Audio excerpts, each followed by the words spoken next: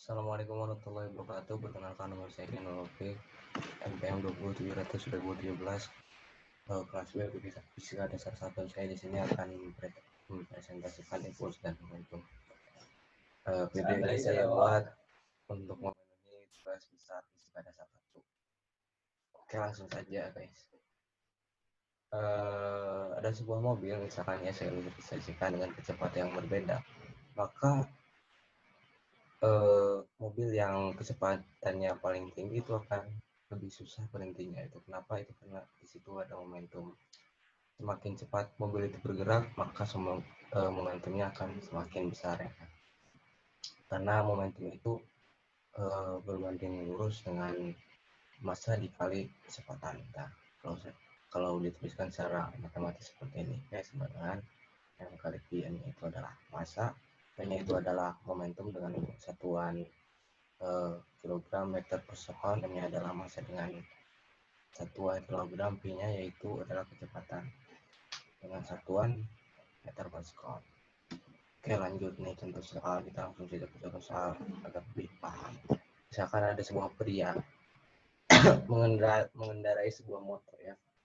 Pria itu bermassa 60 kg misalnya, dan motornya itu 120 kg, melaju dengan kecepatan 50 km per jam. Nah, berapa tuh momentumnya?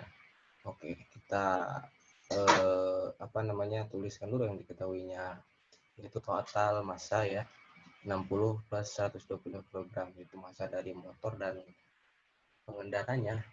Jadi 180 kg totalnya.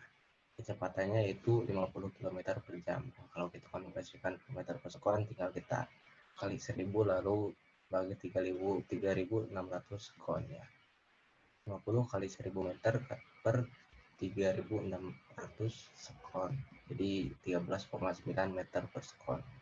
Kita konversikan ya, tinggal kita tuliskan saja yang ditanyakan, yaitu adalah momentumnya. Tadi momentum adalah massa dikali kecepatan ya, P sama dengan M kali P. Tinggal kita masukkan saja yang diketahuinya.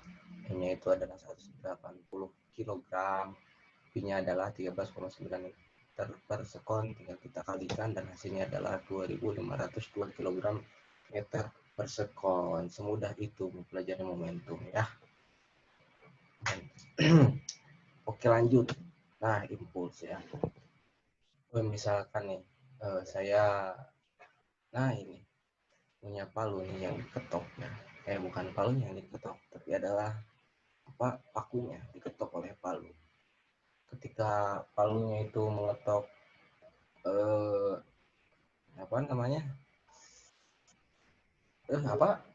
paku, lupa, maka pakunya itu akan semakin ke dalam. Misalkan saya ketokkan, tancapkan pakunya itu ke kayu ya, akan semakin ke dalam. Nah, suatu momen ya antara palu dan pakunya itu, di situ dengan ada momen yang sangat singkat yang dinamakan dengan impuls yang kita sedang bahas ini ya. Jadi impuls itu adalah gaya dikali satuan waktu. Kalau kita tuliskan secara matematis seperti ini ya, impuls sama dengan gaya F dikali delta T. Ini itu adalah impuls, F-nya adalah gaya dengan satuan Newton, dan delta T adalah perubahan waktu dengan satuan sekon. Nah, untuk lebih jelasnya nih, hubungan impuls dan momentum dulu ya. Hubungan impuls dan momentum seperti apa? Ya, di pelajaran gerak lurus ya, yang telah diajarkan oleh Pak Imam, dulu kita dapat rumus seperti ini ya, Vt sama dengan V0 tambah A kali delta T. Dan juga hukum Newton 2, yaitu A sama dengan F per M. Nah, kalau kita masukkan substitusikan nilai A-nya, akan diketahui, akan dihasilkan persamaan sebagai berikut. Itu Pt sama dengan V0 plus F per M kali delta T. Tadi tinggal diganti A-nya sama F per M-nya, kita substitusikan. Nah, jika bersamaan ini kita kalikan dengan M nih, maka hasilnya itu adalah M PT sama dengan MP0 plus FDT. Nah, kita cari tuh FDT-nya, tinggal kita minta luasnya saja. Jadi FDT sama dengan M dikali FT sama min F0. Nah, hubungan ini yang dinamakan dengan hubungan impuls dan momentum. FDT-nya itu kan tadi adalah persamaan dari impulsnya itu, dan M kali kecepatan atau perubahan waktu itu adalah persamaan dari momentum. Karena di sini Vt min V0 adalah, jadi ini adalah sebuah persamaan perubahan momentum atau delta V. Jadi hubungan impuls dan momentum itu adalah I sama dengan perubahan momentum. Oke, sampai soal. Nah, ada sebuah mobil nih misalkan dengan kecepatan dengan massa 1.200 kg bergerak nih dengan kecepatan 60 meter per sekon. Lalu si mobilnya itu nabrak ya, misalkan ini ya, mobil lah kita nabrak sebuah tiang ya. Lalu setelah nabrak itu mobil itu berhenti ya setelah 0,1 second. Nah, saya tuliskan ya, berhenti setelah 0,1 second. Nah, berapa tuh gaya yang bekerja pada mobil tersebut? Nah, untuk mengetahui gaya yang bekerja pada mobil tersebut, kita membutuhkan persamaan hubungan impuls dan momentum. Karena di situ terjadi impuls dan momentum ya. Oke, kita langsung tuliskan yang diketahuinya Vt sama dengan 0 meter per sekon ya, ini kecepatan akhir karena tadi dikatakan mobil itu berhenti setelah 0,1 sekon, jadi kecepatan akhirnya adalah berhenti atau 0 meter per sekon. Di nolnya tadi sudah diketahui 60 meter per sekon, masanya 1.200 kg, waktunya adalah 0,1 sekon. Nah, tinggal kita masukkan saja di persamaan tadi, persamaan hubungan impuls dan momentum itu adalah V EF kali delta T sama dengan M kali PT min P0. Tinggal kita masukkan yang diketahuinya tadi ya, ini adalah matematis.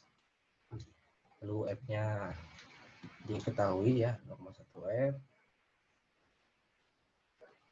Begini saja, pelan-pelan. F-nya tadi adalah yang ditanyakan, delta T-nya adalah 0,1 sekon. Ya, tuliskan M-nya adalah 1.200 di atas. Nilai PT-nya, oh saya lupa ada kursor. Nah, nilai PT-nya 0 V0 60 meter per sekon. Oke, tinggal 0,1 kali Pi kali F sama dengan 0,1 F sama dengan 1.200 dikali min 60, jadi 72.000 Newton, min 72.000 Newton. Nah, kita cari F-nya di sini, tinggal F ini 0,1-nya ke bawah, jadi min 720.000 Newton. Nah, min di sini itu karena momentum itu adalah besaran vektor, jadi butuh arah gitu.